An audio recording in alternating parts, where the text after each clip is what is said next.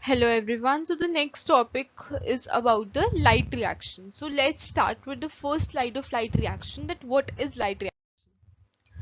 So light reaction, where does the light reaction occurs? It occurs in the thylakoid of chloroplast. So it occurs in the plants in the chloroplast, and specifically in the thylakoids of the chloroplast, and it requires the direct energy of light to make NADPH and ATP that are used in the carbon fixation reaction. So they make they require the direct energy. So light reaction, they require direct light energy. They are also known as the thylakoid reaction because almost all the reactions takes place within the thylakoid. So they are also known as the thylakoid reactions. They are also known as the thylakoid reactions. A process of formation of ATP from ADP and inorganic phosphate during the light reaction by utilizing the light energy is called as the photophosphorylation. So it is known as the photophosphorylation.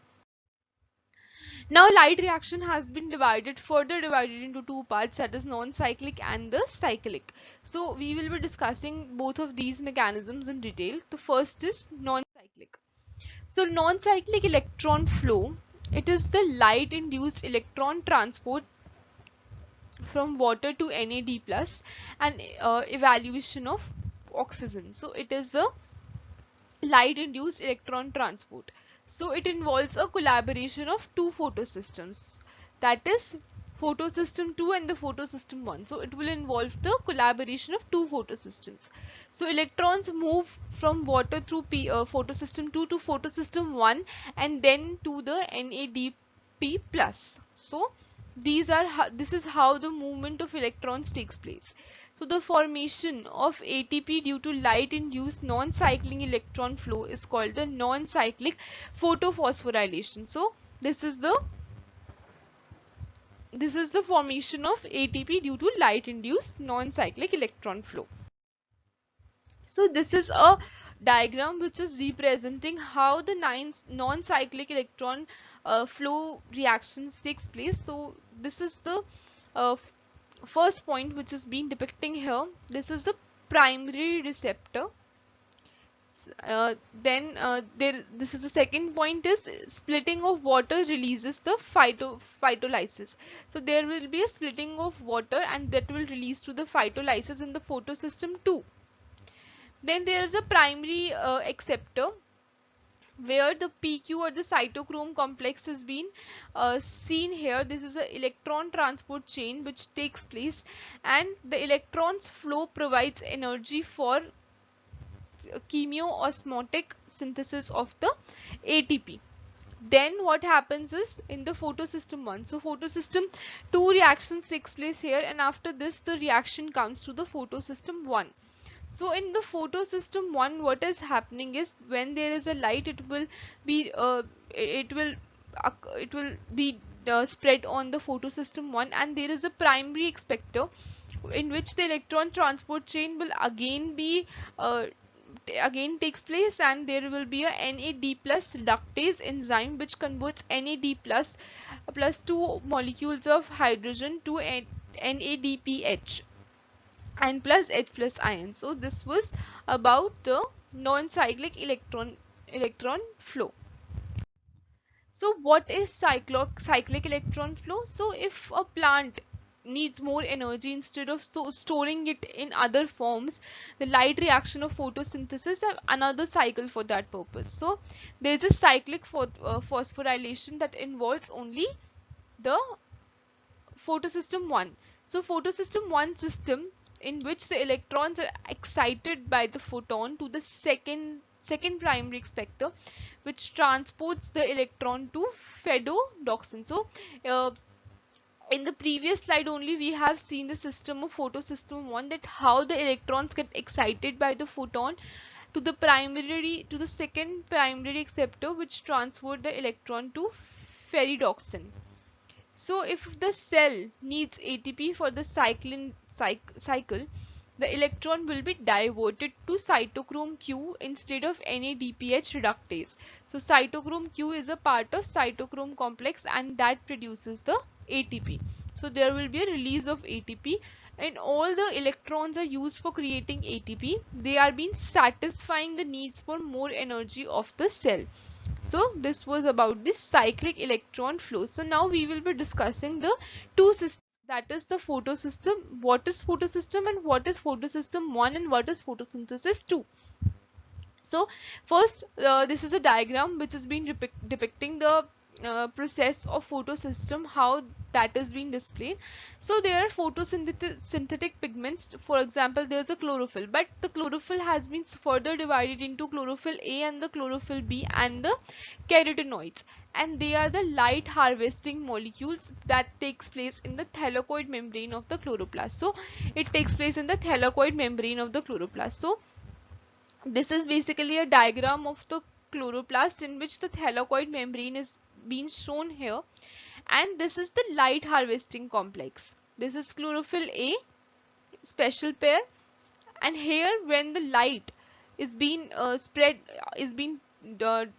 taken on the the part of the photosystem, then it will release electrons here. That is the primary electron acceptor, and there will be a reaction center which takes place.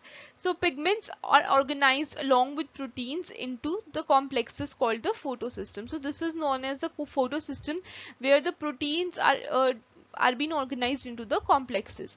So each photosystem has light harvesting complexes which contain 300 to 400 chlorophyll and other pigments. So most of the pigments in the photosystem act as energy funnel, passing energy inwards to a main reaction center. So when one of these pigments is excited by light, it transfers energy to the neighboring pigment. So it will transfer that energy to the neighboring pigment here. Direct electromagnetic interactions in a process is called the resonance energy transfer. So this was about the photosystem, and the diagrammatic representation makes it much clear that how the process of photosystems takes place. Then, as I have told, that photosystem has been divided into two parts, that is photosystem 1 and the photosystem 2. So photosystem and photosystem 2, we will be discussing this, and in the another slides there is a diagrammatic representation of the photosystem 1 and the photosystem 2. So there are two types of light dependent reactions, that is photosystem 1 and photosystem 2. So photosystem 2 first in the path of electron flow, but it is named as second because it was discovered after PSI 1, that is photosystem 1. So if you have seen in the diagram also, the first reaction takes place in the photosystem 2 and then afterwards it will get into the photosystem 1. So that is how an electron flows in the system. So some of the key differences of the photosystem. So special pairs we are talking about here, the chlorophyll A and the chlorophyll B part. So the chlorophyll A special pairs of two photosystems, they absorb different wavelengths of light. So they will absorb the different wavelength of light. For example, the photosystem 2, it special pair absorbs best at 680 nanometer, and photosystem 1 special absorbs at best at 700 nanometers. So in this way these wavelengths are being absorbed in case of photosystems. So because of this, special pairs are called P680, that is P680 is for the photosystem 2 and P700 is for the photosystem 1. So this is a special pair, and the key differences are this. Then the primary acceptor. We have seen in the diagram that both of them were having the primary acceptor. So the special pair of each photosystem, they passes the electrons to a different primary acceptor. The primary acceptor of photosystem 2 is pheophytin, which is an organic molecule that resembles chlorophyll, while the primary acceptor of the photosystem 1 is the chlorophyll. So both of them have different primary acceptors. Now what are the sources of electrons here in both the systems?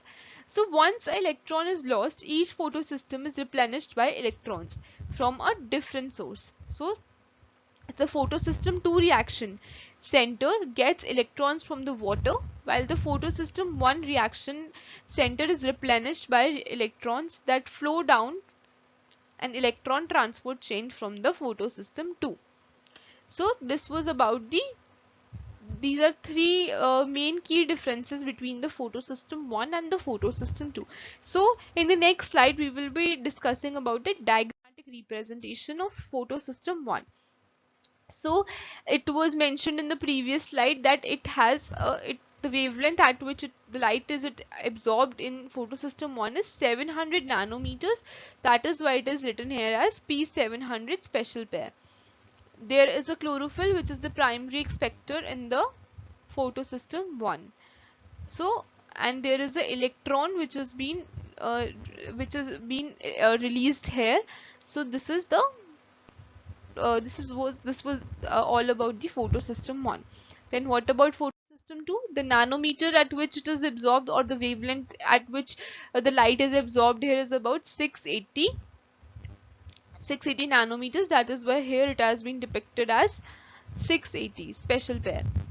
And primary expector here is pheophytin. And here this is depicting that H2O will give molecules to half O2 plus 2 H plus ions. So this was about the photosystem 2 and the photosystem 1. So that's covered the topic. These are some of the references.